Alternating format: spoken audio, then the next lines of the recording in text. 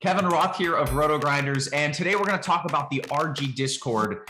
If you're not a member, you should be. It is a fantastic community and resource that Rotogrinders provides, and it's easy to join as well. All you have to do is click the Discord icon on Rotogrinders or go to rotogrinders.com/Discord. From there, you'll either sign up if you're new to RG, or if you're already a member, just click the link at the top to go to the sign-in page. Once you've logged into your RG account, you can be taken to Discord to log in there. Once you've connected those accounts, you won't have to leave the server. You can freely close out and reopen Discord without ever having to reconnect. The idea of Discord might be a little bit daunting to you, but it's actually pretty simple to navigate. Whether you're on mobile or desktop, the far left side will show you the Discord servers that you've already joined. Then next to that, you'll see the channels within that Discord. We have both free channels like Chiefs Prop Shop and our daily sport channels. And we also have premium channels like Blender's Game Theory or the Crunch Time channels. Premium members can see the difference between the free and premium channels by looking for a padlock icon next to the premium channel names. We also have a few pointers for new and experienced users alike. If you're having trouble finding a channel, make sure that you haven't collapsed the section that the channel is in. Collapsing a channel will only allow it to appear when there are unread messages in that channel. Also, we find that using the actual Discord program works better than opening it in a browser like Safari or Chrome. Lastly, if you're having trouble with one of our tools, your Rotogrinders account, or any other technical needs, you can hop in our feedback and help section of channels to get help from one of our wonderful support and moderation team members. If you have any more questions, feel free to reach out on Twitter @Rotogrinders or email support@rotogrinders.com. See you in Discord.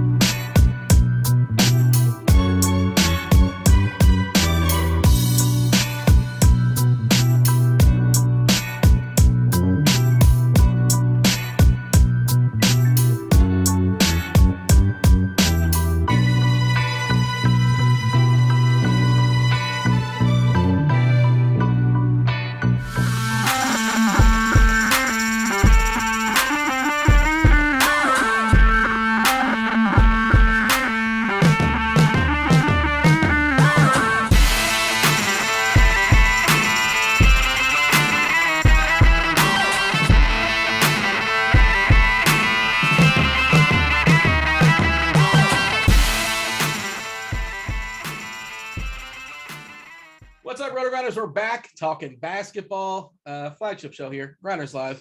It's a Thursday, a 7-game slate, right? 7-game slate on a Thursday. We don't normally get these. Typically, the slates are kind of spread out with 10 games on a Wednesday, 10 games on a Friday, like 3 or so on a Thursday. But pretty sweet slate tonight. 7-gamer, waiting for some injury news. Hopefully we get that as the show progresses. Do want to welcome in Justin Carlucci. The kids call him the Luch with his slick hair. We are complimenting his hair pre-show. Very impressive. I knew that was coming. Well, no, because you were saying Roth said something negative about your hair pre-show, and like it gave you like a complex. I'm trying to boost you back up. I like the hair. A couple weeks ago, I had one of those days where I didn't get to take the AM shower, had a shower in the PM after the show, and I was like, yeah, I got my hat on. My hair looks a little greasy today. I look like a bum. And he called me out on it. So thanks, Roth. Now I'm super conscious about my hair. It's lasted a couple of weeks now, but I usually do wear hats. I don't know why on the show. I'm always in a hat. I don't know why. Do you wear hats, Dean? Are you a hat guy? No, I don't wear hats. I mean, if I go outside, maybe because of the sun, me and the sun, we're not boys. I don't get along with the sun, but typically no, I just don't wear. That's why I have a hoodie sometimes too. It's not. Yeah, I don't like sun. It's you remember? Was it Gizmo, the Gremlins? Doesn't like bright light. I don't like bright lights either. It just doesn't work for me. Really? You don't tan well? No, no. Kidding. I think I have some English blood in me. I'm not really sure. Probably some Irish as well, some Russian combination platter over there in Europe. But hey, Tim, how about yourself? Are you pro hat? Are you on team hat? It's not for me. Only when I'm golfing. That's when I wear a hat. I need to step up my hair game to do these shows with Luch. That's for sure. There you go. Yeah, this is just like to die for, man, for sure. Don't do a show with Roth. Apparently, he's very mean as far as making fun of or hair for no particular reason. You guys can get Roth on Crunch Time if you're paying members. That goes down. Roth. You got Andy Means as well. Somebody else will be there talking some tournaments. If you guys are members of Rotogrinders, rotogrinders.com, get at it. Crunch Time 6:20 on the East Coast. Of course, we talk you guys through the slate, break it down game by game. I'm going to do that in just a second. Do you want to say hello to everybody watching us on the old YouTube? Do hit that like button, do subscribe, turn on those notifications, join the conversation as well. Where is the conversation at? It's in our Discord channel, rotogrinders.com/Discord, in the live stream chat channel. Whatever's on your mind, whatever you want us to talk about regarding the slate or just in general. Hey, we have plenty of time. We're here until 10 after, usually 10 after 6, I should say. So we're here for a while. We're camped in. Assuming that we still have stuff to talk about, do give us details as far as whatever's on your mind. The more details, in your question, the easier it is to answer. Let us know if you're talking about, FanDuel or DraftKings or we were just, if you guys are watching before the show even officially started, there was a video that told you how to join the Discord. So if you guys are confused, you can't figure it out, it's really not that hard. I can figure it out, and that's saying something. Rotogrinders.com/Discord. Go in the live stream chat channel. There's a couple other channels that are free as well. Grant's Action Lounge. I was on earlier today talking some bets. Luch, we'll talk about it later on in the show. I know you have some bets you like. You wrote some up for scores and odds. We don't want to give them all out, obviously. We'll give out a few. I wrote a couple up, and we'll kind of sprinkle them throughout the show. But Grant, right now at least, is giving away all of his plays in the Action Lounge Discord, which is currently free. It's not going to be free at some point, but take advantage of it now. It's right above us in the Discord channel. All right, Tim. Before we kind of break it down game by game, we talked a little bit briefly as far as this slate today, but I threw out that I feel like the studs are pretty, like the good studs versus the bad studs. Of course, obviously ownership matters and all that kind of stuff. I think it's kind of clear who the good ones are tonight. Do you agree with that? Yeah, I do. Obviously, we're waiting on some pretty big injury news, but I think a lot of that's going to be on the earlier games, either the first game, the 7:00 game, or in the 7:30 game. So we should have most of that information once we start building lineups. Yeah, there's only one game at 7:00. We'll talk about that in a second. Trae Young, of course, is currently questionable, like legit questionable. Missed shoot around. They called somebody up in the G League as well. So seems like there's a legit decent chance at least he doesn't play tonight. Then it'll be a right season, which will be a lot of fun too. We'll talk about that. But the absence of Jaylen Brown elevates Tatum. DeJounte Murray, that's kind of one of the guys where everybody likes DeJounte Murray tonight, especially if you're playing on FanDuel where he's like 9'6", which is completely egregious. Those are the two best studs on this slate, right? At least when it comes to the term optimal. Yeah, and just looking at some of our expert picks and just seeing industry chatter, and there's 98% of the money on the Spurs spread right now, which is crazy. I'm a little worried about a blowout, but if this game's close, we're going to see a fantasy frenzy. I do think. You think about blowout. Murray's so young, he should just be running until it gets egregiously terrible. You would think, right? Then again, it's Greg Popovich, and we never truthfully know what he's going to do. But yeah, and he's under 10K. Derek White's gone. He's got the Kings, who are terrible defensively. He's probably your stop for cash games. DeJounte Murray, that is. Right off the bat, kind of thing. Have we seen a bigger total? I guess you probably have. I just didn't notice it, but the Spurs total 243, by the way, as far as the game total versus Sacramento, and they're getting a bigger piece of that pie. 124.75 is the total just for the team total for San Antonio. I feel like we haven't seen a total that high.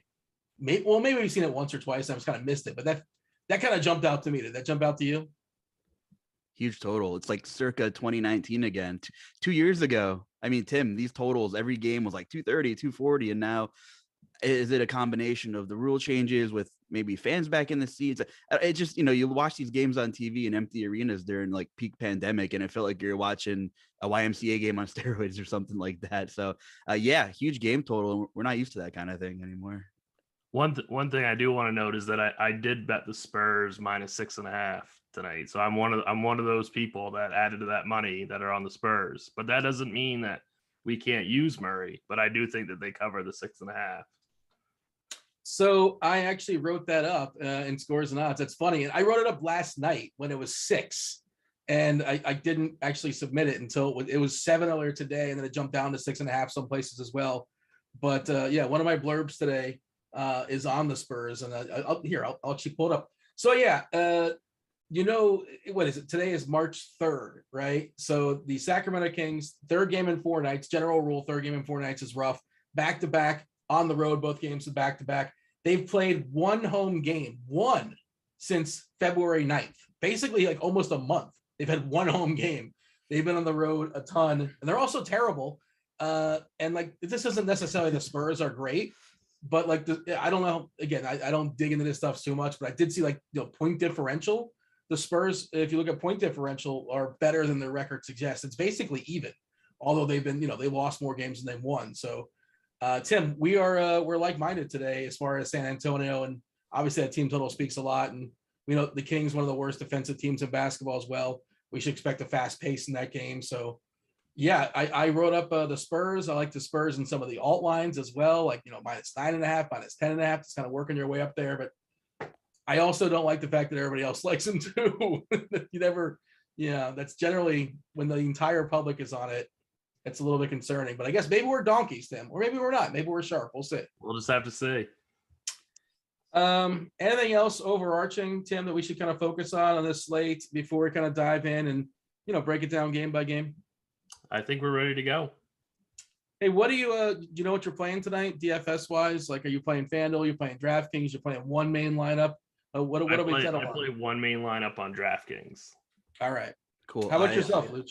I'm playing FanDuel, so we can cover bases that way tonight. So if you want to, I'll look at FanDuel stuff. You can check out DK, and I'm playing a little multi-enter, so we'll have a nice mix of, opinions based on game contest selection, if you will. By the way, Tim's pumping out a lot of great stuff on Scores and Odds too. So thanks for all you do. A lot of great hockey stuff too. Check us out, Scores and Odds.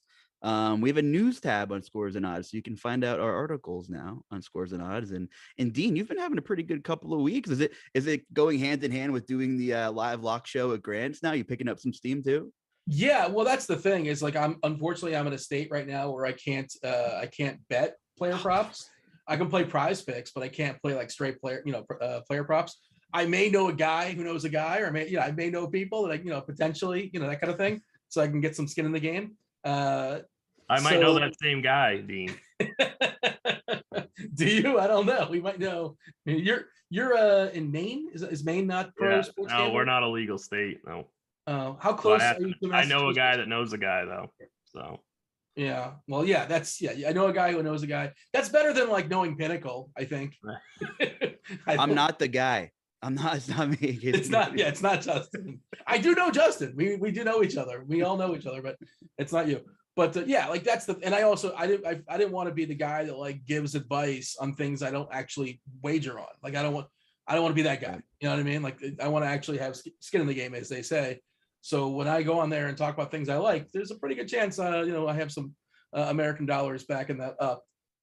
Yeah, that's what Monday through Friday now, 2 o'clock. I'm on like twice a week, depending on, and I was on earlier today with Grant. Go ahead and check that out. All right, Chicago, Atlanta, 231 is the total. Atlanta is a 2-point dog here, which maybe that suggests that Young's not playing. Of course, Atlanta is also without John Collins. Lou Williams expects to be available. Okungwu also unavailable too. So Capella, his minutes should be pretty well solidified. Chicago fully healthy, nothing new. Alex Caruso's still out. Ball's still out. Patrick Williams has been out for basically he's going to be out, I think, for the entire season. I'll throw this one to you, Tim. And I guess it's kind of an if then as far as Young. I guess if Young is out, we're just supposed to play DeLon Wright, as ugly as that might be, but he's just too cheap and he's going to play too many minutes. Yeah, I mean, if Young's out, then you can definitely I think you should play Dion Wright, especially since he's point guard, shooting guard eligible. That makes a huge difference. If Young is out, I would probably rank the Hawks as Herder, Gallinari, and then Capella. But I mean, you're probably going to be playing 3 or 4 Hawks in your lineup if Young is out, I'm guessing.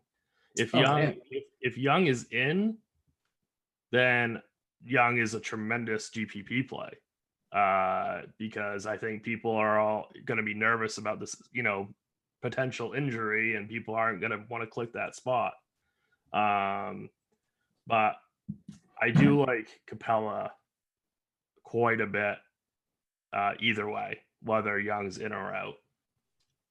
Do you like him more because Okongwu's out and like his minutes, are fully solidified? There's Gorgie Dang still there. Like theoretically, they can play Gallinari at the 5, right? But there's not a lot of depth, behind him, obviously. I don't think Capella's going to see any more minutes, but I think his minutes are more secure, if that makes sense. I think he's going to play around 30 minutes. I don't think we're going to see that 24-minute game, 22-minute game. So I like Capella quite a bit if getting that 30-minute projection. We currently have him projected for 30 and Gorgie Dang at 16. So basically splitting those 48. Maybe they have Gallinari for the other 2 or something like that, playing a little bit of small ball.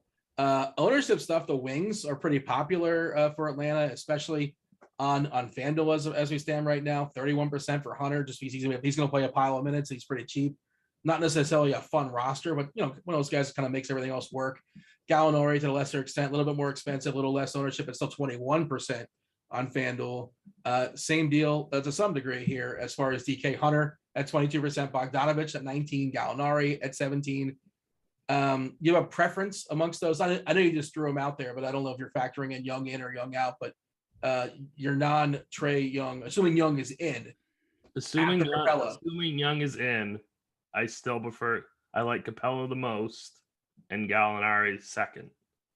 If Young is out, then I like Herder, Wright, obviously, and then probably Bogdanovich, even though he's still going to come off the bench, but he's going to play a ton. How about you, Justin? Yeah, I'm hoping Trey Young plays so we can avoid some of this. Plus, I would be one of those who would be inclined to roll the dice and play him. Usually missing shoot around is a huge red flag. So I think if you want to start building, I would probably start building as if he's not playing. That's just my approach, because missing the shoot around is usually, unless he just has a bellyache or something, he's probably not going to play, right? So I think, Tim made a lot of good points. Bogdanovich is super interesting. He looked good the other night against Boston. What a collapse, by the way, when Boston ended up not only winning, but covering as it was. Atlanta's so bad on the road. But, Bogdan's not really lighting up the box score this year. But if you use our Court IQ tool and you take off John Collins, you take off Trey Young, you take off Cam Reddish, I'm probably missing 1 or 2 guys, but those are like the most integral. And Bogdanovich averages 1.22 FanDuel points per minute across 200 plus minutes. And that's fantastic. 6,700. I wonder, I think the cheaper pieces that Tim mentioned will probably garner more ownership. DeLon Wright obviously is a great play. People will go to Herder, and that's fine. They probably should. Gallinari has been pretty good since he's been in the starting lineup. He's cheap. I think Bogdanovich is fantastic. Even if Trey plays, he's a tournament option in this matchup. Usage has been pretty good. He's finally putting the ball in the net a little bit here. And so I like Bogdanovich either way. He's coming in. He's more expensive on FanDuel, 2%. So, kind of licking my chops there as a tournament player and looking at Bogdan quite a bit regardless here. But yeah, that's pretty critical news.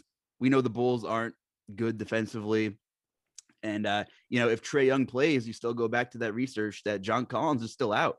And he's pretty good. I think he's hit without John Collins. Peripherals have been there. Absolutely been there. 8 of his last 11 games, he's had double-digit assists. So that's not the problem.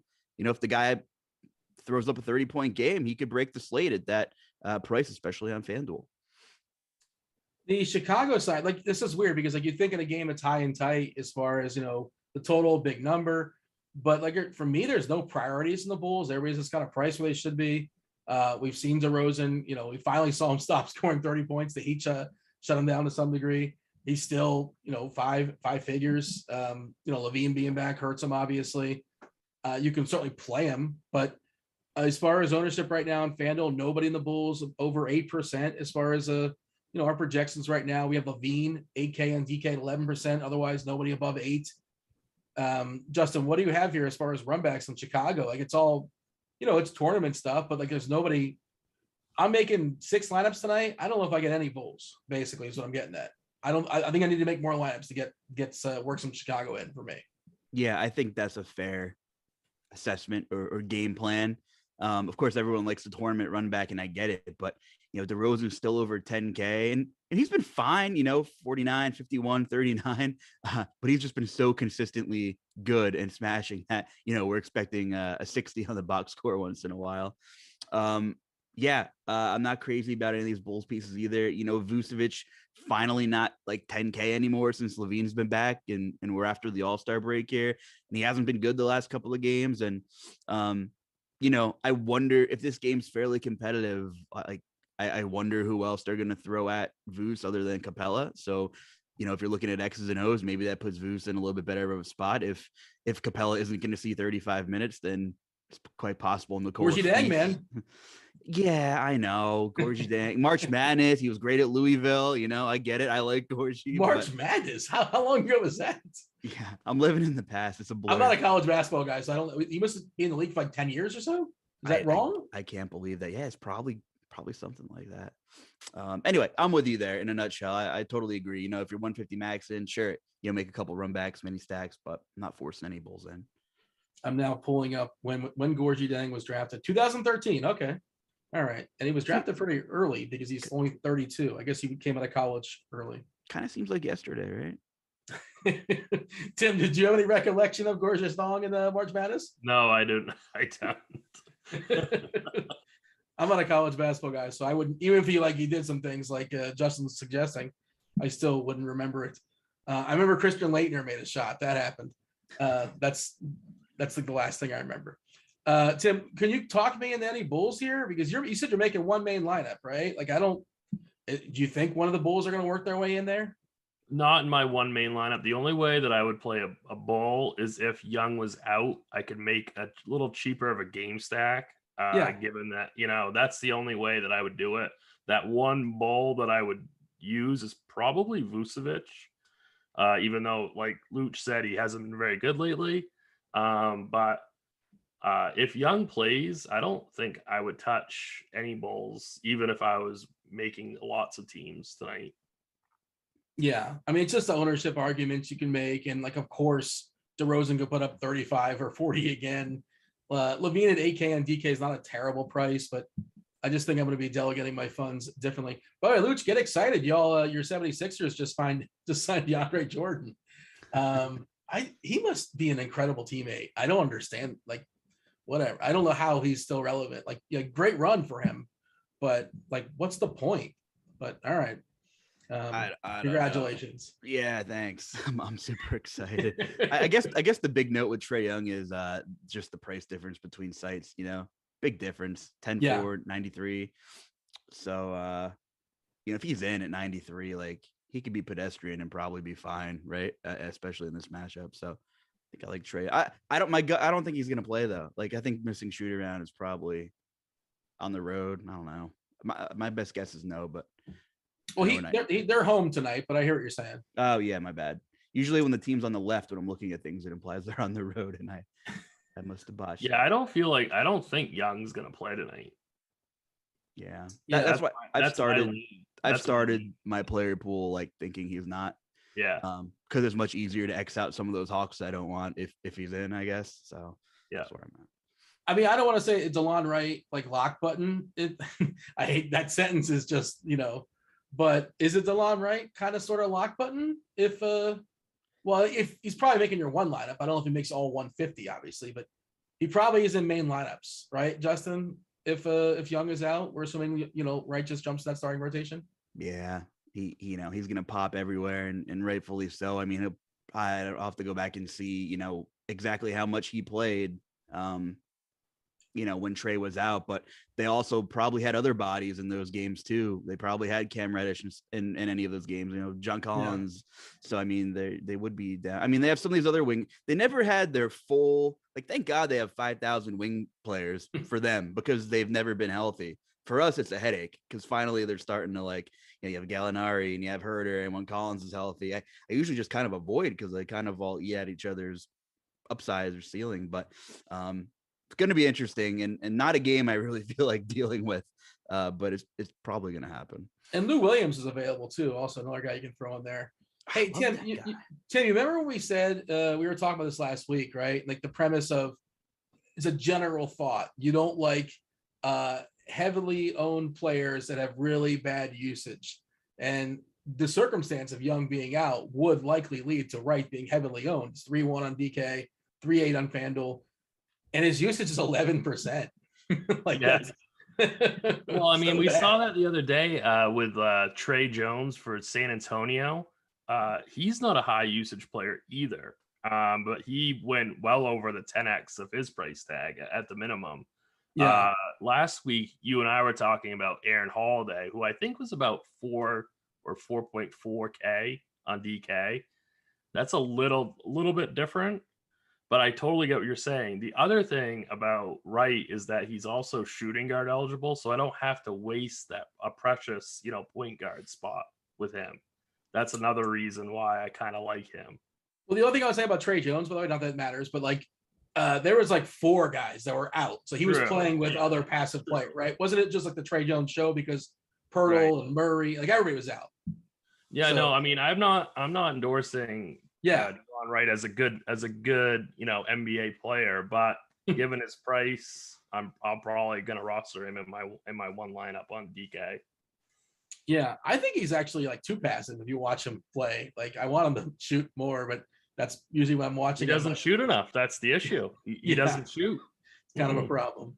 All right, let's talk about Memphis and Boston. The big one here, of course, being Jaylen Brown not playing tonight. This is the first half, I believe, of the doubleheader on national TV. 223.5 is the total. The Heat game got bumped off national TV in favor of this one. Boston 3-point favorite against the Grizzlies. Well, of course, you got to showcase John Morant, who had 2 of the best plays of the season in the same game. Was it last time out? Absolutely incredible. Just an absolute joy to watch Morant. Memphis will be out without Brooks, has been the case for a while. Contra is questionable for what it's worth. Yeah, Tim, I kind of alluded to the studs being, I don't want to say clear and obvious, but you know what I mean? Like Tatum is a clear and obvious spend tonight. In tournaments, do what you want, but he's jumping off the page in the absence of Brown. I assume you agree that Tatum's a strong play tonight? Yeah, definitely. I think he's going to be my first priority spend for my one lineup. He's coming in at 35% owned on DK. I think that's fair. My bigger thing with this game is the whole Marcus Smart, Derek White situation and how those two work together.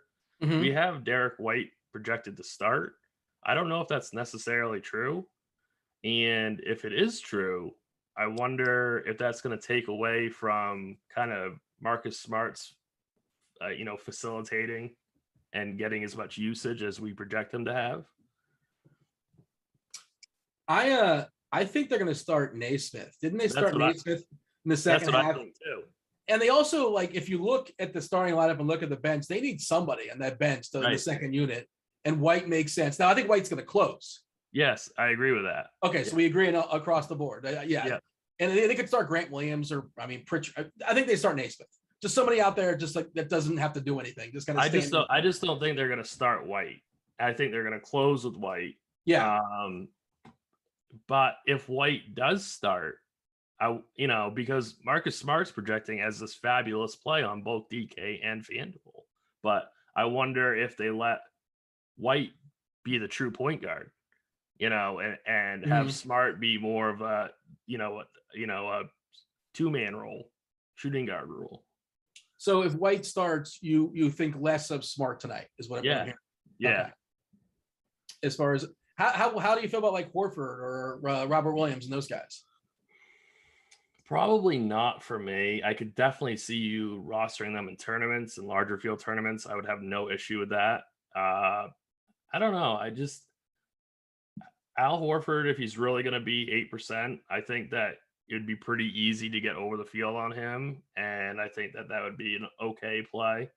Robert Williams, I just hate using a center spot on him. There's just always too many good centers. If Naismith starts, do we think he's at least interesting as a punt? He's not a great usage player, obviously, and like especially the guys around him, you can't imagine he's going to shoot a ton. And he still might start and only play like 24 minutes or 22. Yeah. If you fall on him, while you're making multiple teams, I think that's okay, but I wouldn't try to get to him. Yeah. Jump in here, Justin. What are your thoughts as far as Boston? I just want to mention Naismith on the season, 17% usage, but that's, probably like more secondary guys he's playing with. If he's going to be starting with a starting unit, I would imagine be less than 17%. And 0.66 DK points per minute. That's kind of rough. What do you have here, Luch, as far as Boston? Yeah, it's an interesting situation. I was thinking about DeLon Wright, and can I call him like a poor man's Marcus Smart? Because like when he sees minutes, you kind of play him for the same reason. If you look at the DeLon Wright game log, a lot of steals in that game log, grabs about 4 rebounds, 4 assists, and when you're min price, you get a handful of boards, a handful of dimes, and a steal and a block and 10 points, and you're usually fine. Sometimes we play Marcus Smart for the same reasons because, he has a 17% usage this year. It's not like he's, and he's 6K. I get it. Going to play 35 minutes. He does have these 5 and 6 steal games usually when I fade him. And, he's going to get a ton of minutes, and he is one of the quote unquote right plays. But I think the Derek White thing is certainly interesting. And I'm going to set a build rule myself, playing no more than one of White and Smart, because I think, we don't have a ton of data on them, but just from theory, I think they would negatively correlate for sure.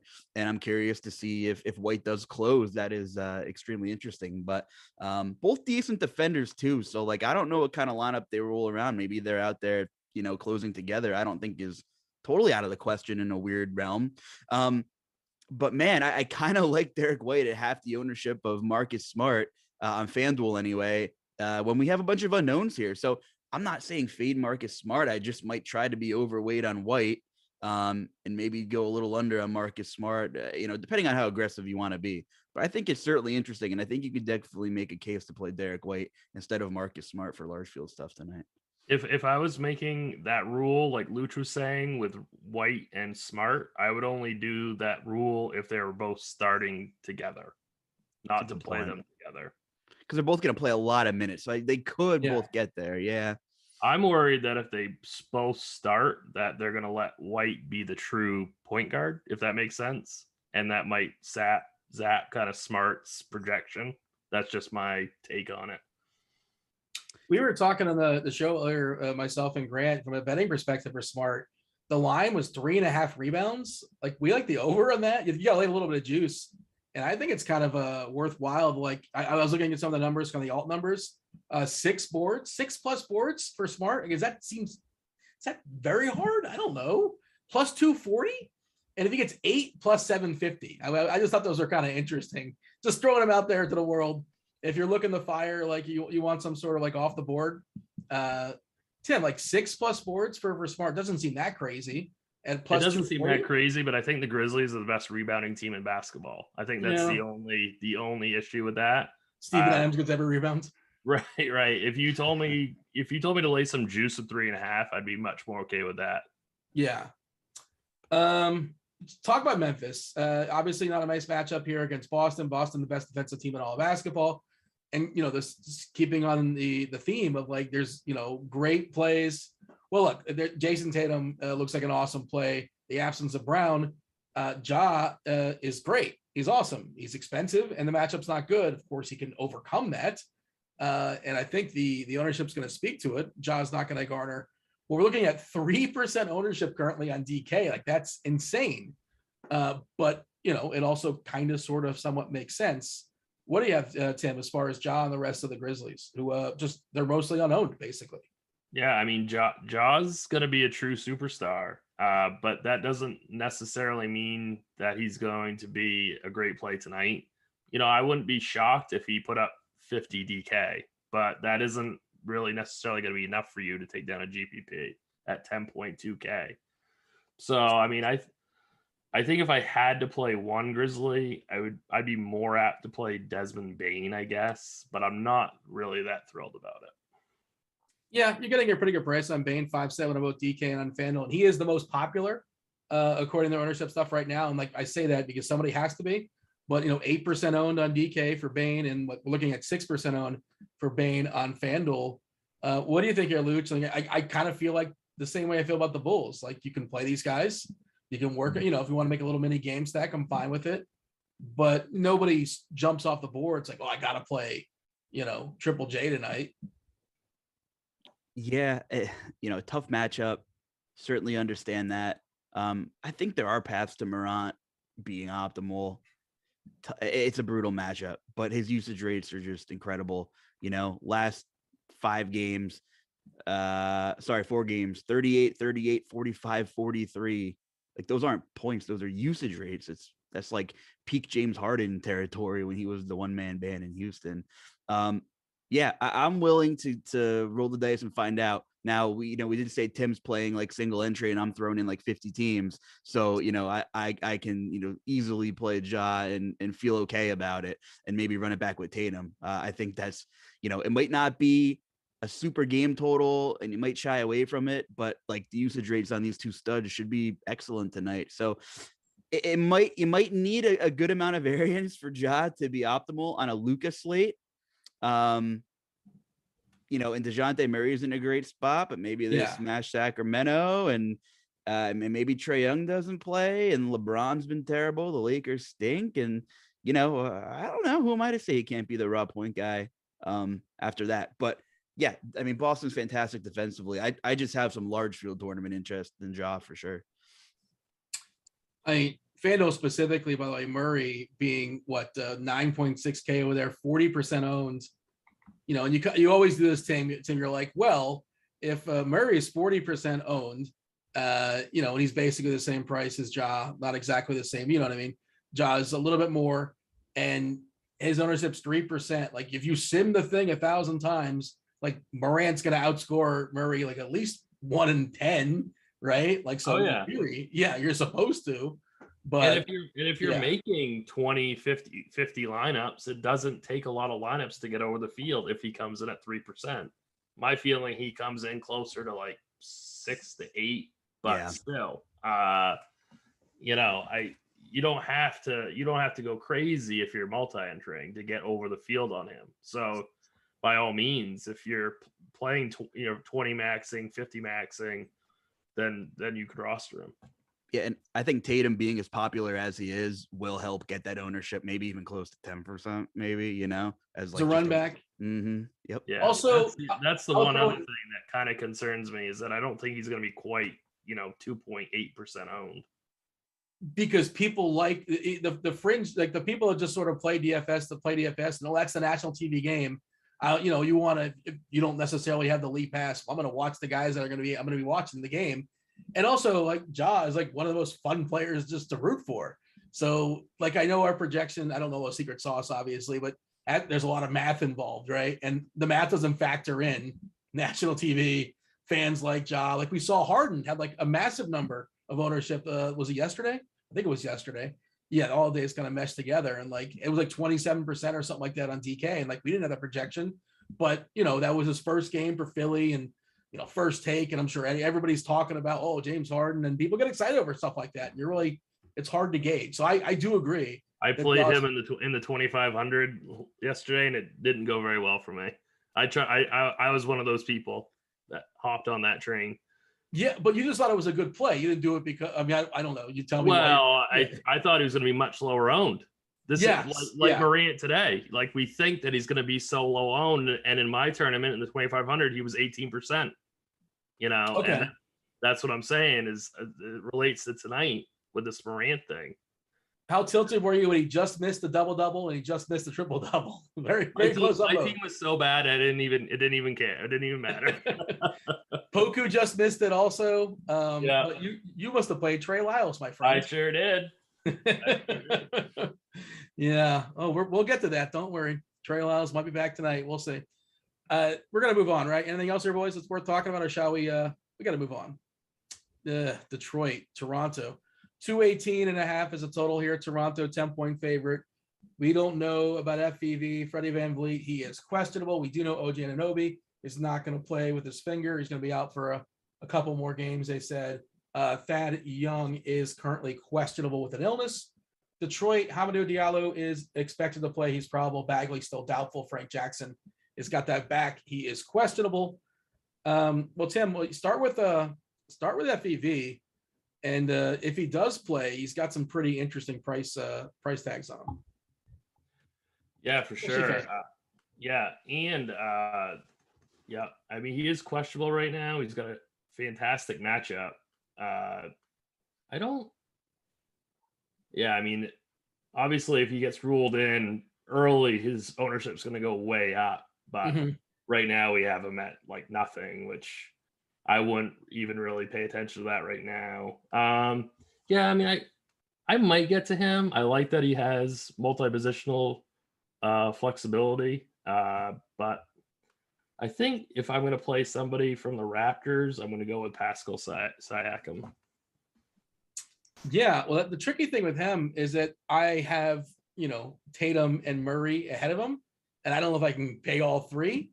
Of course, I'm fine with playing Pascal. It's a salary cap thing, and I would like him more if Freddie's out. Obviously, is that kind of where you're at too as far as Pascal? You prefer Freddie not to play if you're going to play Pascal? Yeah, absolutely. Yeah. Yeah. By the way, you're Justin. You're playing FanDuel, right? Yep. How do you feel about that 7.5K price on Freddie if he goes? I don't know. I'd rather make a decision on Flynn at 62. I think if he's out, Really? Yeah. I don't know. I mean, it's Detroit. I mean, Toronto's bad too, but I don't know. I have a bad feeling about this game. I mean, 9.5 point spread. It's not like it's 15, but man, Siakam's just been it's like putting up bizarre lines lately, and I don't know. I mean, he's still shooting the ball a decent amount, but like he went on that torrid stretch before the All-Star break, and like he's been pretty bad since then. He doesn't have a 20-point game in 6 games, and I know like the good old fashioned is he due or is he on a bet? Like what is it? But I don't know. Like he's obviously a scarier fade on FanDuel because he's only 8,100, and I think he's like 93 on DK or something like that. So I don't know. I still would go back to Scotty Barnes. He was hitting a high percentage of his shots, but his usage rates have been super high lately, double-digit shot attempts. He's rebounding the basketball. If the game does blow out, he has more of a chance to get there at like 66 and being pretty cheap. So, which is the exact number of FanDuel points he had 2 games ago. That is crazy. I never would have thought Scotty Barnes would have a 66-point FanDuel game this year. Like never. Well, he didn't miss in that game, or maybe I know he missed in the first half, and he had like 8 stocks too, right? Yeah, something like that. But I think Brooklyn had like 17 turnovers, like in the first. It was insane. Everybody had like 4 steals. It was terrible. But anyway, I do like Scotty Barnes, and that's pretty big injury news too. This is like the same price point on Flynn that we had last year when he was extremely serviceable for a while. I mean, he floated around in that 5K range for a while. Now he's up to 62, but he played 42 minutes in the second leg against Brooklyn. And then he played 33, and it was probably on pace to play 40 before. So like, I don't think a lot of people will go to Flynn on FanDuel because he's 62. $2,000 more than DraftKings is like a crazy difference. So he almost becomes more of a tournament play.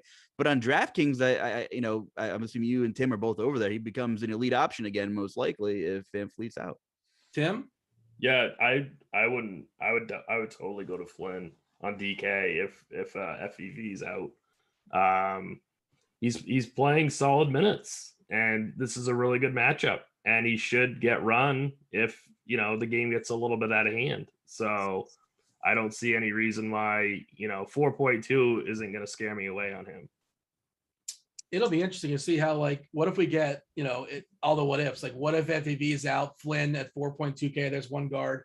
I'm not sure if he's shooting guard also. No, he's just straight point guard. And then there's, what if Young sits and then Wright becomes a thing? And I also want to play DeJounte Murray. And what if Butler doesn't play? Tyler Hero becomes this awesome play. Just thinking all the guards would become really interesting, and just the prioritization. And at some point, raw points matter too, because maybe if you're getting these 2 punt plays that are good math plays, right? And Flynn and Wright, maybe you got to make up those points somewhere else, obviously. But I'm just thinking a lineup construction. We don't have the Jokic and the Embiids on the slate too to just eat up that center spot. Yes. Yeah. So it could be a very, very interesting slate if those two set about how many guards you can fit. Because we are overloaded on guards and we don't have the hugely expensive centers that we sometimes do. What else do you have here, Luch, as far as the Raptors in general? Is there anybody else that kind of stands out for you? No, I'm just stalking some Toronto beat writers now and seeing if there's any any word on the street here. I mean, I don't know, why would they bring him back for Detroit? I don't know. If I had to guess, I think he's out, but they play tomorrow, by the way. This is the front half of a back-to-back. They play tomorrow, but versus Orlando. So maybe he plays one of those 2 games. They're obviously both soft opponents. Yeah. I don't know, but I mean, he has 50-point upside any given slate. 75 is cheap. Like I said, I'd much rather decide on Flynn and maybe gamble with his 40-point upside than have to worry about Van Fleet. Gary Trent was good again. He had 7 dimes without him in the game that Flynn also started, but he did, he shot 33% from the floor, I think, too. So Trent still becomes a very good safe option. I don't know what he is on DK. 67 on FanDuel, pretty high, same price. So yeah, we have to play the Toronto game too. It's almost as important of news. It's the second most important news aside of Trae Young, I feel like. The news on FEV has been very inconsistent too, because they'll say he's unlikely to play, then he's likely to play, and then he gets ruled out, then he gets ruled in. There's something strange going on with him. Who does Nick Nurse think he is, Tim? Who does he think he is? Greg Popovich? Come on. We heard the conflicting reports this morning where somebody said he was going to play. Right. That's what you're referring to, right? Yeah, but also this has been going on for a couple of days. Over the weekend there was a thing with him too. Yeah, there was the same thing happened. He says that he's going to be out, and then he's going to be out, then in. So I don't know. It's really the wildest thing, the billion-dollar companies, and sometimes you don't have starting lineups 10 minutes before the game starts. And it's how do they? It's really seems like such a simple thing. I understand if somebody's a true game time decision, that does happen a lot, but it's just so wild that we just don't know who's playing in this game to millions of people. Well, I guess millions of people aren't watching Detroit, Toronto, but you know what I'm saying. Yeah, it's just sort of wild. Hey, speaking of Detroit, anybody want to talk to me into playing a Piston? This slate, it's 7 games, but it's just smaller in my head. We'll talk about Brooklyn in a second, who's not very appealing. I didn't love anybody on Memphis necessarily. Chicago, meh. And there's Detroit. FanDuel, nobody's getting higher ownership than looks like Jeremy Grant at 6%. DK, as far as the Pistons, the biggest number we have is Killian Hayes, which he closed last game. I would imagine they would want to give him more run than giving Corey Joseph, but Detroit rotations can be fickle as well. Tim, do you like any Pistons? There's not going to be any Pistons in your one-man lineup. I don't think. I'm not going to speak. I think even if I was playing 150, I don't think I would play any Pistons tonight. I think they're a complete cross-off for me. Yeah, they don't push anybody a ton of minutes. Everybody just kind of plays mid-20s, possibly 30. It's just a big old mess. Olynyk is never going to get – he'll combust if he plays 24 minutes right there on the court. They're healthy. Yeah, They play everybody. They're too deep. I don't see a need for them. Luch, do you feel otherwise? I want to play one of them, but I just don't think I'm going to land there. And like you said, Which when one? the 3 of them are healthy, Jeremy Grant, if I had to pick one, I think. But I don't love it. They're at the price points where like are you gonna take down a GPP with 150,000 people? You would need an overtime or two, and it's in that range of outcomes. It's just not a very highly likely one. But yeah, well, once they're all healthy, and I love that Cunningham filled it up when Bay or Grant are out, but even so, he like isn't going to push 40 minutes this year, which is kind of disappointing from a fantasy perspective. So I agree. I mean, I'm not banking on the Kelly Olynyk 40-point and 20-minute games. Diallo is unfortunately worthless with everybody healthy. Loved playing that guy when they were missing bodies. He was just like a DFS superstar for a couple of weeks. And Isaiah Stewart, I mean, maybe you get a stock upside game there at 54, but like again, like I just don't really want to go there. So I'm for the most part off. But if you said you're running it back with Jeremy Grant on FanDuel, he is the cheapest, and I wouldn't totally talk you out of that. Good nickname, Beef Stew. They just don't give him enough run, right? I want to play a guy named Beef Stew, but it's 27 minutes, maybe 29 minutes. It's hard to get excited for me, but I hear you. Like, of course, if you're running 150, you want to sprinkle some guys in. We've seen some ceiling games out of Cunningham. Like we've seen that where he drops 50 at 7K. Like obviously that could smash. But he's just not likely to make my first lineup. Let's talk about, or my fifth lineup. Let's talk about the Heat. My Miami Heat, they got thwarted last night by Milwaukee. That's the preview, man, for the Eastern Conference Finals. That's gonna be a lot of fun. Maybe we'll see. It's gonna be awesome finals, awesome playoffs in general. They're in Brooklyn. 221.5 is the total tonight. The Heat back-to-back on the road traveling, and they do have some potential body parts to monitor here. Lowry still expected to be out. Jimmy Butler's got a toe coming off his worst game of the season. He's questionable. PJ Tucker is questionable. Caleb Martin is questionable. Max Strus questionable. Martin and Strus, not a big deal. Like if all these guys or multiple of these guys, or if just Butler's out, things obviously would shake up on the Miami side. And the big deal with Brooklyn is that Durant is going to be is expected to come back after his long layoff, and that essentially kills everybody else on Brooklyn, who's been priced up higher, in the absence of sucking up usage because somebody's got to shoot. Yeah, Tim, I guess we should get Brooklyn on the way first. What are your thoughts as far as the Nets? You can make the argument for Durant, I suppose. Maybe he plays 32 minutes, 33, probably not get to 36, 37. If you project Durant for 32 to 33 minutes, I guess you could make the argument to throw him in a couple GPP lineups, but I think that's a pretty thin play.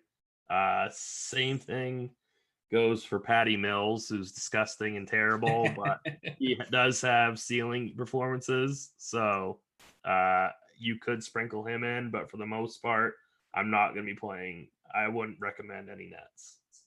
Patty Mills, highest projected ownership on DK at 6.3%. And that's probably mostly in part to his 4.1K asking price, which is about as cheap we've seen it in a while. Maybe Durant can get him some open threes. Like, I don't think he just, the Monstars didn't steal his powers, right? You could still make threes in theory, not in a small sample, but like, I assume he can still make them. If Patty Mills makes his shots, I mean, he can crush this price tag, but that's all he can do. He's not going to do anything else. And that's the issue. Mills also the highest owned guy on FanDuel at 3.5% too, at 4.3K. You don't even get the 3-point bonus over there. Lutz, do you want, I think I'd play a Piston before I'd play a Net. That's kind of where I'm at. Yeah, I would play a Piston before I would play a Net not named Kevin Durant. I mean, I don't know how to project Durant. But he was definitely not a priority for his game coming back.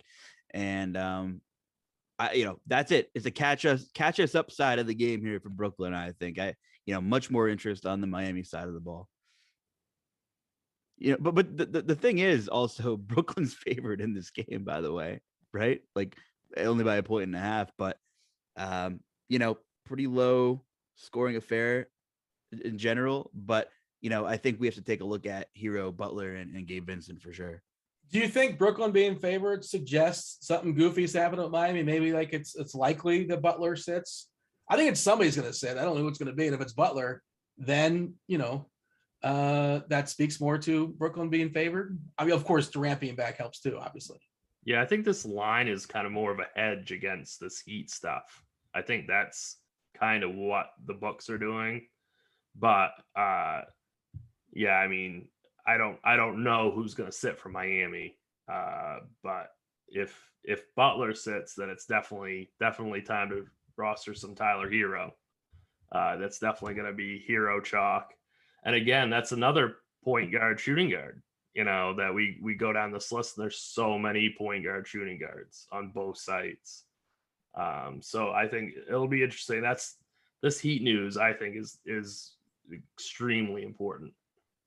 I love Bam too. I hate that price on FanDuel where he's basically 10K. I think he's 9.9 over there.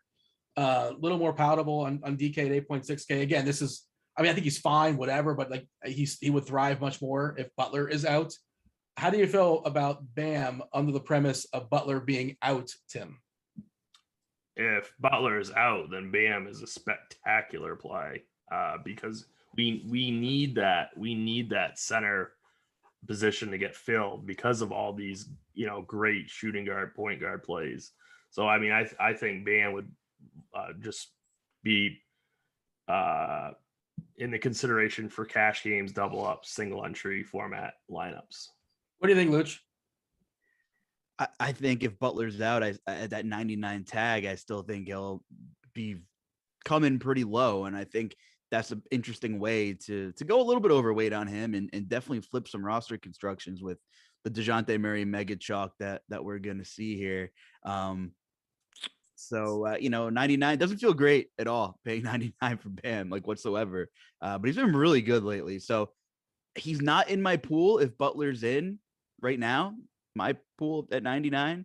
But I'll have to rethink that if we do get some Butler news here. So I don't know. Like, you're the Heat guy, right? What's going on? I mean, Durant's in. You think Butler would get up for this unless he's really is he really dinged up? What's going on? He might be really dinged up. And like there's been a game before not too long ago where he just didn't close the game, where he wasn't feeling spectacular. And, Miami, the Heat culture, that they care about the end of the season too.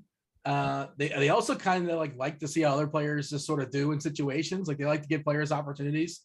And the Heat culture, man, just creates those guys like Gabe Vincent, like Max Strus. It's out of nowhere, like Duncan Robinson. Like, obviously he's faltering a bit this year, but some of these guys out of nowhere, they just do such a good job developing these other players.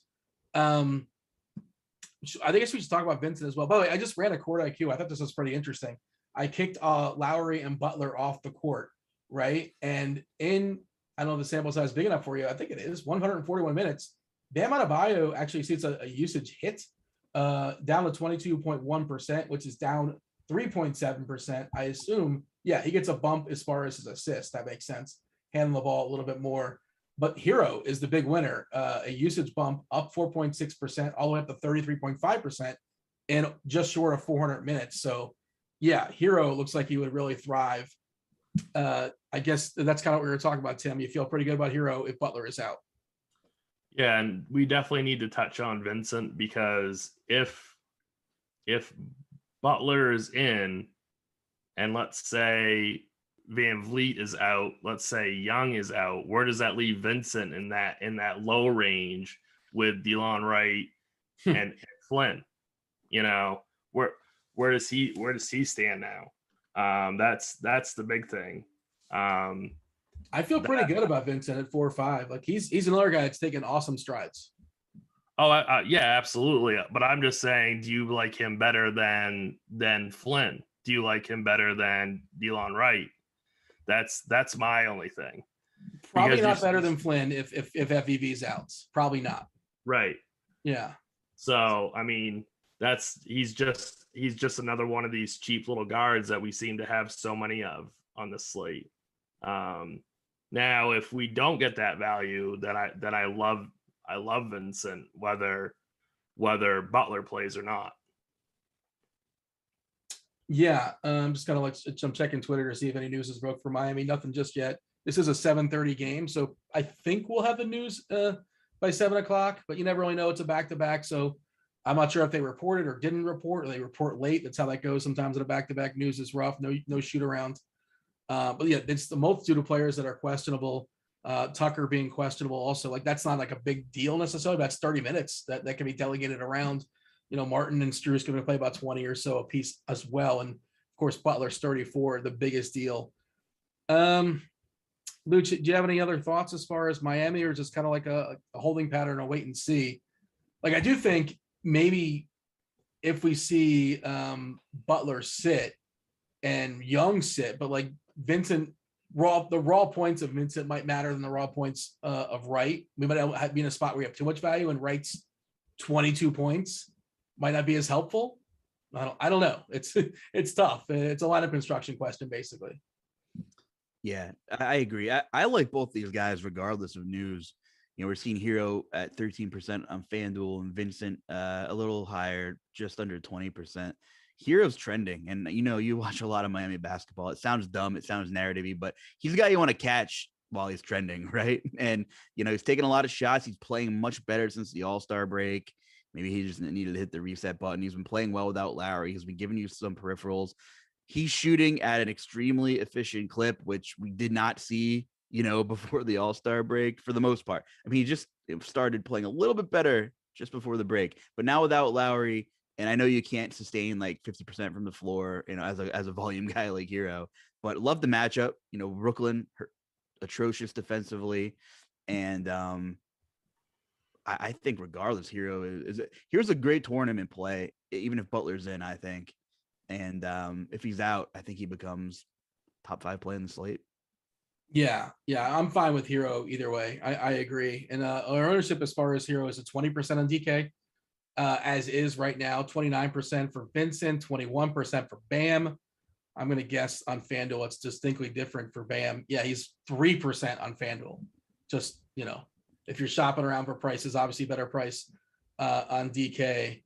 But also, like, Tim made a good point as far as centers. Like, we don't necessarily have these incredible. There's some interesting centers that are like way more expensive than they've been the entire season. Like, we'll get the Pirtle, and we'll get to like dude for like Zubac.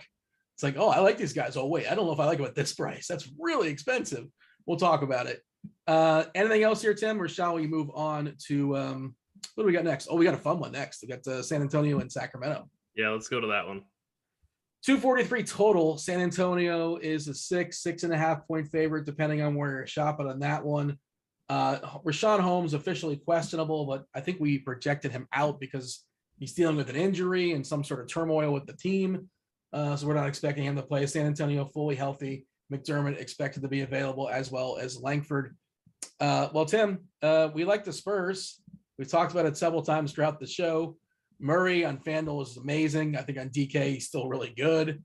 What's left to say? What happened we said about the Spurs? And like, I threw out Pirtle. That's big sticker shock on him, right? Pirtle is 7.5 on DK. He's 8K on FanDuel, which I think that's the highest he's been all season long. But he scores basically all of his points in the paint, takes all of his shots in the paint essentially. I think it was 83% within 10 feet of his shots. And the Sacramento Kings, they give up the most points in the paint. There you go. That works out perfectly for me. It's just kind of pricey. Go ahead, run with it. What do you think of San Antonio? Well, Murray is definitely your priority spend on FanDuel for optimal type lineups. I think he's also, depending on news, a great play on DK. I'm going to try to get Murray and Tatum into my primary lineup. The rest of the Spurs are just mix and match type plays and GBPs. I mean, Vassell, Johnson, Pirtle. I think you could even sprinkle in a little Lonnie Walker, but those are just kind of put them in your player pool type plays. Who's your favorite amongst that bunch? Probably Vassell. Yeah, I mean, maybe just like whichever one works for like lineup construction also, right? Yeah. That's kind of tricky how that works. But yeah, Keldon, the big body, power forward, 5.8K on DK. I don't mind that. What do you think, Luch, as far as San Antonio? Again, we've talked how much we like them, but feel free to power rank your favorite Spurs. And you're focusing on FanDuel, like you're playing Murray over there. Like, I'm pretty sure you're playing Murray. Yeah, I can't get away from Murray. The sticker shock's getting real on your boy, the real big body in San Antonio. We got him projected at almost 27% on FanDuel at 8K. That's crazy, but he's been really good. He's playing a boatload of minutes, and we didn't get that early in the season. He's hitting like 75% of his shots as well, which is unsustainable. But when all you do is stand under the rim and you're playing Sacramento, you could very well do that again. And I know you did some writing on him as well, so you can piggyback off that then too. Yeah. Yeah, I'm not thrilled about 59 for Keldon. Lonnie Walker's. I understand it's Lonnie Walker's 6K. I'm not, despite the immaculate game environment here, Devin 63 on Freddie VanVleet officially out. Well, that's a discussion we got to circle back on. So anyway, for me, it's Murray. It's the big body under the rim, your guy. And that's probably it for my player pool. I mean, maybe a sprinkle of Keldon, but I'm not going out of my way despite the whopping game total we have here. Per Ira Winderman, Jacques Vaughn's going to be coaching tonight once again in lieu of Steve Nash being out for protocols. And apparently Kevin Durant will start for the Nets and with no preset minute restriction, according to Jacques Vaughn, which that's interesting. Baby. Coaches lie all the time. All the time. I'm just look, and also that's not even Nash. That's the assistant coach. If you ruin Durant and it's you play him a couple extra minutes longer and something happens, whatever, who knows? We'll see. But that's interesting. That's an interesting note just to share, according to the Winterman. What do you think of Memphis? Not Memphis. Sacramento. On the back-to-back there, Tim. The Kings. Talking about the Kings, how excited are we about them? See, in a vacuum, I would really like this game as a game stack. But like you and I talked about, they've played so many games on the road this month. They're playing I think it's their third game in 4 nights. I think this is a really bad schedule spot for the Kings. And how that relates to DFS, I'm not really sure. But I think that I would be underweight on guys like Fox and Sabonis in tournaments. The question for me in my one lineup is, do I go back to Trey Lyles?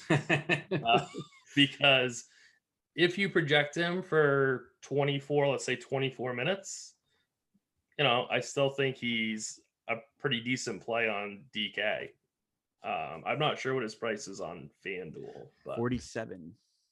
Yeah. I mean, that's not too bad. So, but he can start and not play 24 minutes. He played 4 or 5 minutes of garbage time last game, and he barely closed the second half. Right. It's just there's some fragility there is my issue. Yeah, no, I completely agree with that. But in terms of, the high usage guys of Fox and Sabonis, I would be underweight on them in tournaments. I mean, I know that they're not going to be that high owned, and I know that this game environment is, supposedly the best one, but I am very, very, bearish on the Kings. Naismith starting for Boston as we predicted. Toronto's starting lineup is Flynn, Trent, Barnes, Pascal, and Birch. All right. What do you have here, Luch, as far as Sacramento? Yeah, and I think the runbacks, as for a game stack, they are, if you have the money, Fox and Sabonis and Lyles. He played 20 minutes last game. And again, he came in to mop up essentially those last 5 minutes or so. He got the hook really quick in the third. Sorry, the tough thing is that there's also Jeremy Lamb. So he could end up being the guy that, smashes as a point per dollar beast for the Kings. But I'm just not a huge fan of the expensive guys on the Kings tonight. And DiVincenzo's another guy that's in the mix. Yep. So I don't know if I want to play that game. Would you want to play that game, Luch?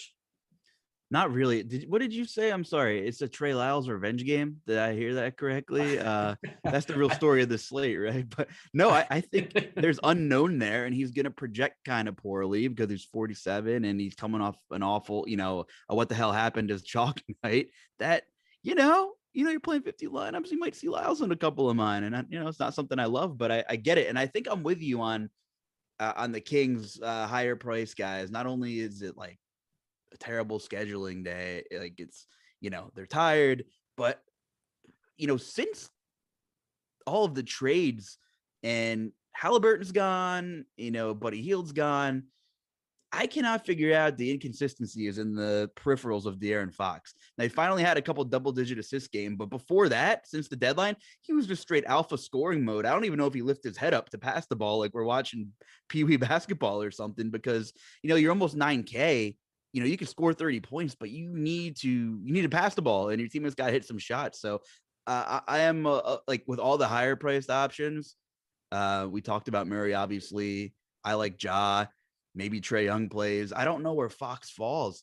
And Sabonis had a couple of 50+ games, but I'm a little worried too. There's some volatility there, and I'm more prone to just playing Murray and maybe taking a couple Trae Lyle shares, and I'll be on my way. And Sabonis is only center eligible on DK. I mean, there's just I just don't think I can get there at 9.7, given all the more expensive, Murray or Young or Morant or all those guys. I just don't think I'm going to do 9.7 at my center spot. I agree. I think he's 92 on FanDuel, power forward, center eligible, which is nice. I think if I want to prioritize a king, I think for me it's Sabonis over Fox on FanDuel, at least, because he has the position flexibility.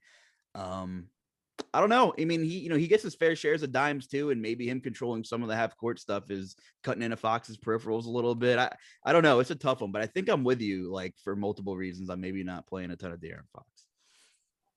By the way, Thad Young is out too, which doesn't sound that meaningful, but if you're playing on FanDuel, Boucher's 3.9 over there.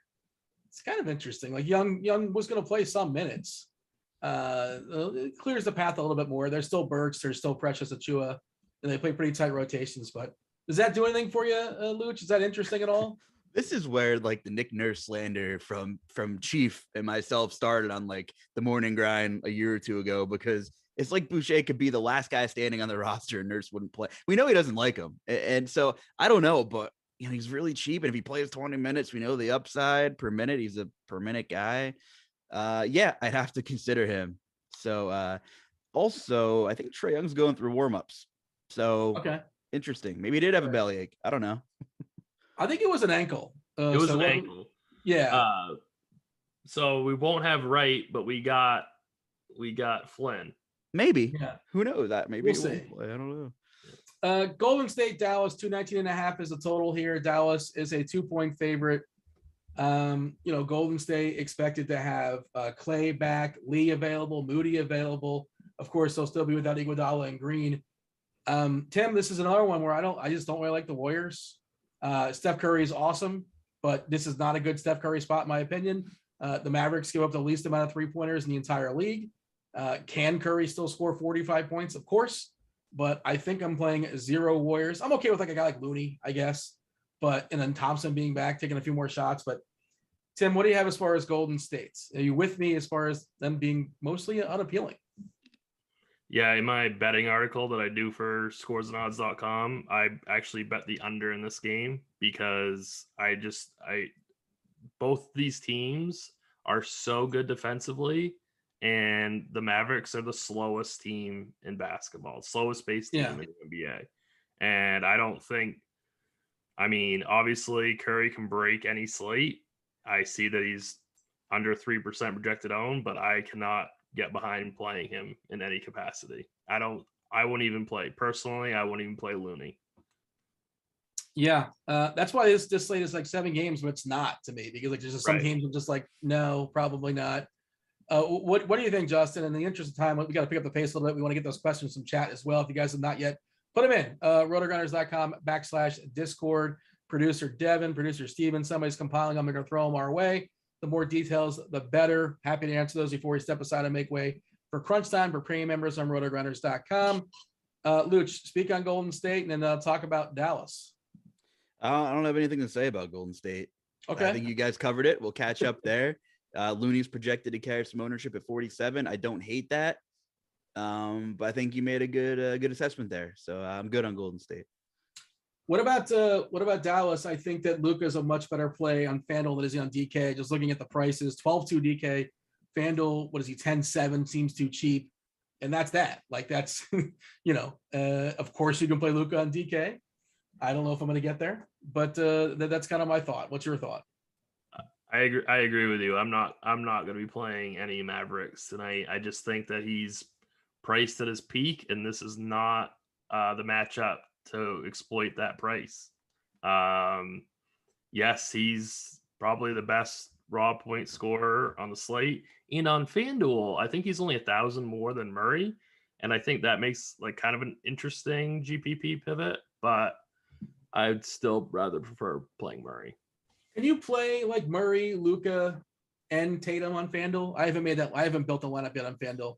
Okay, is that something you can do, Luch? Have you kind of messed around with that, or do we have the value for it? We might. I really haven't even. I've just been like chopping at my player pool, but yeah, we might. What are your thoughts as far as Dallas? Playing on FanDuel, I think Luka is going to be more palatable, right? The price is pretty good. Yeah, the price is pretty good. He has 80-point upside any night. Golden State's pretty good defensively. He's still looking to come in at about 23%. So I want to see some Trae Young news first, because if he plays, I really want to prioritize Trae Young. And if we get some later news, we might even get a little bit of an ownership discount, maybe, if we're lucky. I think it's funny because I think towards the top of the show, you guys, and we're talking about Tim doesn't like playing cheap guys that don't have usage, and I thought you were just like talking about Dorian Finney-Smith, because when I think of cheap guys with no usage that play 75 minutes a game, it's Dorian Finney-Smith. But he's actually rebounding the ball lately, and I haven't actually watched any of the Dallas games the last 2 or 3 games, so I don't know if he's like playing more 4 and really crashing the glass or what it is. But I don't mind Dorian Finney-Smith, especially if Q-Tag Kleber doesn't play. So I think that's interesting. So really, I'm not a ton of interest outside of Luka and DFS on this team here. Yeah, I should have mentioned Maxi Kleber is questionable. Burke out. Chris is out, for what it's worth. All right, let's talk about the Lakers and the Clippers. I will step aside, let you guys handle this one. In the interest of time, in the interest of I just hate talking about both these teams. 220 is the total. The Clippers are 3-point favorites here. This is the back half of the national TV game, I believe, the doubleheader. Tim, you go first as far as you're playing on DK. I guess the Monk is kind of the best option for the Lakers. Monk is the points per dollar darling today, but I question kind of his ceiling. Like, I know he's going to play a lot of minutes. Actually, I don't even know that. But I don't know that. Right. Right. As soon as I said that, I was like, no, I don't even know if that's true. So, I mean, we have so many, like, I know I sound like a broken record, but we have so many point guard, shooting guards in this little range here. You can't play all of them. So I don't know if he's going to make the cut for me. The Clippers have a pretty good defense, and the Lakers are such a mess. I don't see this as a priority play, despite the good projection. All right, Luch, give me the Lakers. Probably not going to play anybody. I haven't played Russell Westbrook in a really long time. I just, we see this tag, it just keeps going down. He went for 40 fantasy points the other day, but they are just such a mess. There is no continuity. There's no defense. There's absolutely nothing. My interest in this game is on the Clippers side of the ball, if anything. And Ty Lue's done a fantastic job. We kind of touched on the one Grinderslive we did with Kirkwood earlier this week. Reggie Jackson, fast-paced game against Russell Westbrook, turnover-prone Westbrook, that is. I think, I like that play. I don't know if I like 35% next to his ownership projection, though. I'm not really crazy about that on this slate. I would think maybe that changes when we get some value news here. But I do like Reggie Jackson, macro perspective here. Zubac at 72, I just can't do it. Terrence Mann, 6K, I don't know, not on this slate. So it's funny because if we blindly looked ahead to this point of the season, went up again, you'd say, yeah, this is going to be a great fantasy game, right? Late night hammer, we got all the studs, and it's just not the case here. So not a ton of exposure for me in this game. Yeah, and if we saw like Pirtle at 8K and like Zubac at 7, like what is going on? Oh, I think Butler's out. Hold on, let me make sure I read that right. Is Butler going to be out? Hold up. That wouldn't surprise me. Yep, he's out. And Tucker is out. Yep. Frank Jackson, game time decision. Who cares? Let's see what is this. That's not nice. Frank Jackson's a nice guy. I'm sure he's a swell fella. He has a family. Caleb Martin is available to play. So no Tucker and no Butler. So that's like 60 minutes to delegate. Interesting.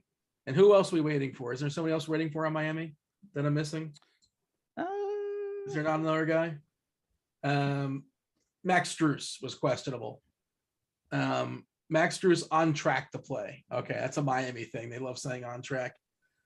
It just gets more interesting, guys. Like if Durant really like, and we know coaches lie all the time, but like no Jimmy Butler on that side of the ball. We know they're not the same defensive team when he sits. God, am I gonna do this? Placing Tyler Hero. So it's, and again, like this, all this news breaking makes like, the guys in the Clippers just worse, just like they are what they are still. And again, just by staying the same, they got worse by comparison. But Tim, what do you think of the Clippers?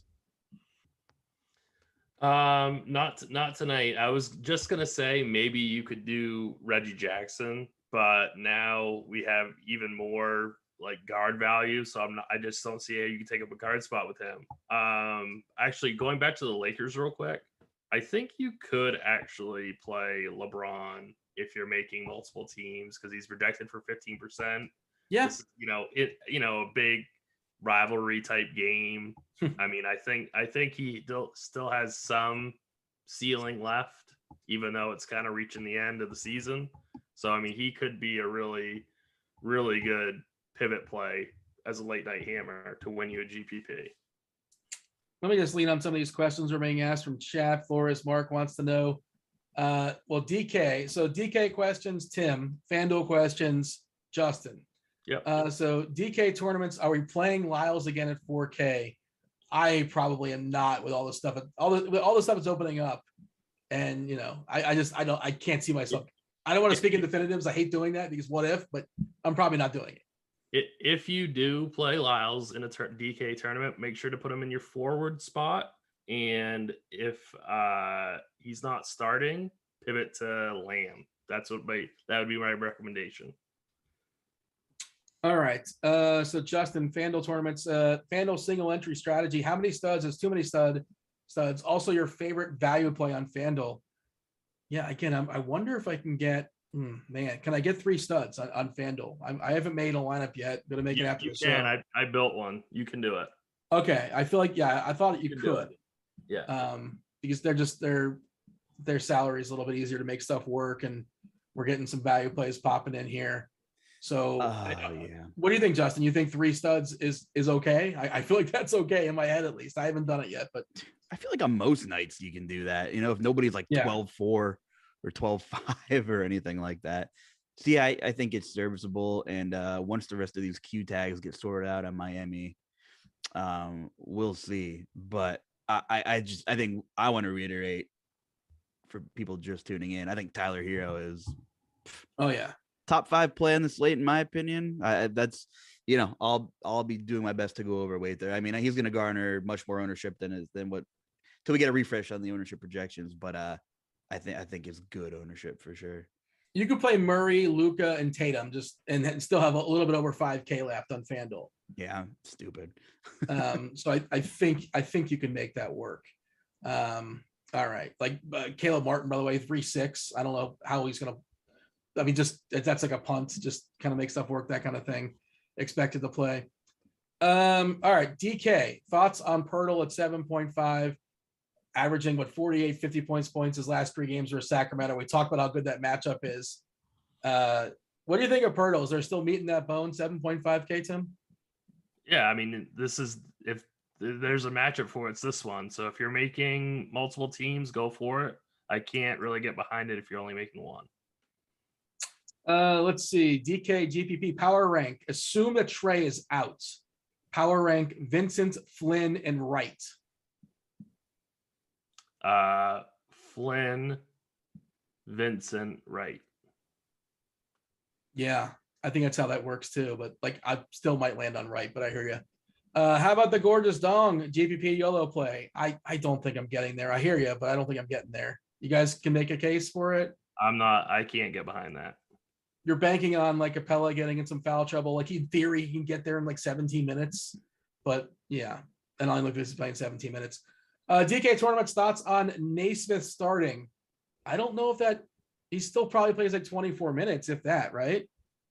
Is that enough? Yeah, I don't think he's going to be a great DFS play. That is where I'm at as well. I'm not ignoring you, Justin. These are just DK tournament questions. Robert Covington, 4.2K on DK. He has been closing. Yeah, but just it's volatile, man. I'm not certain he's closing tonight. Yeah, how do you feel about Bobby Covington? Me? Tim, sorry, he's another Okay. DK question. I mean, I don't particularly think that's that great of a play. There's so many. Oh, Trae Young's in. Okay. Ooh, let's All right. go. We're Yeah. going. Cross right off the board. Yeah, All right. Bobby Cove is extremely risky. I mean, if you really want to do it, go for it. But I don't think that that's going to be a good play in the long run. He's heavily stock dependent. Yeah. Like he's a 3-and-D guy with a rough 3, basically. FanDuel, here's a FanDuel question for you, Justin. Can I play Capella on FanDuel? Yeah. Is he 5'9" over there? Or is he like confusing my sites? He's 5'9" on somewhere. DK, I think. Okay. He's like 6 on a hook, I think, on FanDuel. You like Capella over there?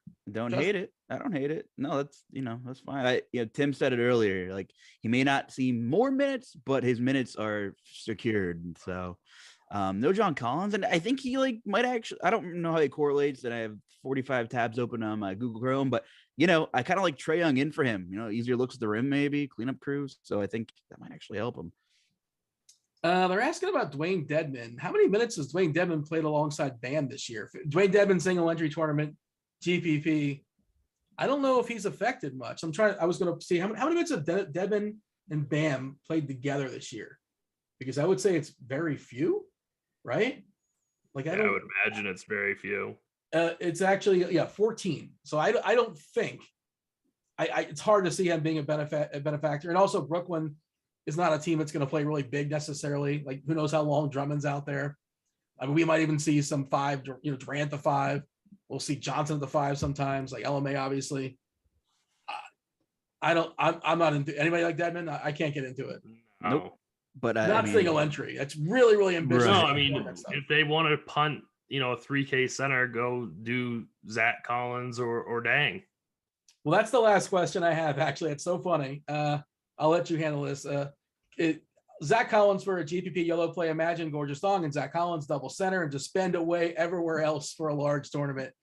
Yeah, I mean, sure. That's got to be like large field, like heavy payout up top for me to even consider that. What do you think? Yeah, I can't really get behind that, but it could work for you. I understand what you're trying to do. I don't expect to do it myself, but I hear you. You're really threading the needle. That the box of both Collins and Gorgeous Dawn getting there is rough. So many things need to go right for that to work. All right. If you guys participated in the conversation today, producer Devin was lurking. He gave away 1 week free of RG Premium, not just basketball, but college basketball as well. Golf, MMA, baseball. Well, that's not going to be in a week, but you know what I mean. All the sports with the exception of NASCAR. You also get the lineup HQ access to crunch time. You get access to the premium articles, the rankings, all the good stuff, too much stuff to list. We're going to give a week to the Spaniard, who was asking there some questions at the end. One more before we go. Power rank. Miami Heat players. Consider everything here, Luch. Bam, Hero, and Vincent. Ownership, salary, all that good stuff. On FanDuel, I just have to put Bam third because he's 99 on FanDuel. But he could get 60 in this matchup. I just think there's safer plays, but I'm playing large field stuff, so I might grab a few shares. But I think Hero is the best play in terms of floor and upside.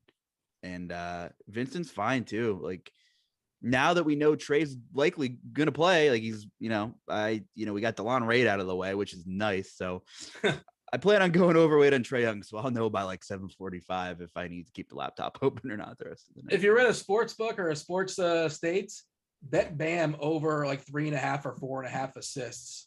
I saw a 3.5, maybe 4.5 earlier today. I'm not sure if they've moved it or not, but slight assist bump for him. Tim, what do you have for me? DK specific, Bam, Hero, Vincent, power rank. Probably Hero definitely number 1, and then probably Bam number 2, and then Vincent. Yeah, but all three are in the pool, right? Oh, absolutely. All right, we got to step aside and get out of here. Make way for crunch time. Do want to appreciate y'all watching us on the old YouTube. Hit that like button. Do subscribe. Do turn on the notifications so you know when we go live. We'll be back tomorrow. Obviously, if you guys are premium members, stick around on Rotogrinders.com. You get yourself crunch time, taking you guys straight up to the lock.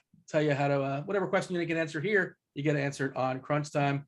Do want to thank producer Steve, Devin, and Tim and the Luch. That was basketball. I was Dean. We're out of here. Crush it tonight. Holler.